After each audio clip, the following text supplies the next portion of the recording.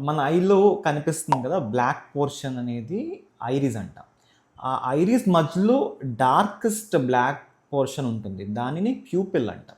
So, ఈ pupil యొక్క size అనేది మన బయట నుంచి ఏదైనా రిఫ్లెక్స్ అంటే లైక్ లైట్ గాని ఏదన్నా స్టిమ్యులేట్ చేసామనుకోండి. సో, ఆ ప్యూపిల్ యొక్క సైజ్ అనేది కన్‌స్ట్రిక్ట్ అవుతుంది. అంటే లైక్ సైజ్ చిన్నగా అవుతుంది. లేదు లైట్ రిఫ్లెక్స్ తీసేసిన తర్వాత ఆహ్, కొంచెం డైలేట్ అవుతుంది.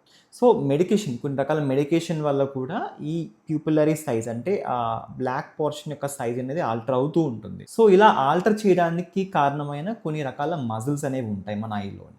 సో, మీరు గమనించే ఉంటారు ఎమర్జెన్సీ డిపార్ట్‌మెంట్ గానీ, క్యాజువాలిటీలోని ఏదన్నా లైక్ ఇది వేరే ఇష్యూ పాయిజనింగ్ కేసెస్ గానీ, లేదా హార్ట్ అటాక్ ఇష్యూ వచ్చి తీసుకొస్తూ ఉంటారు కదా!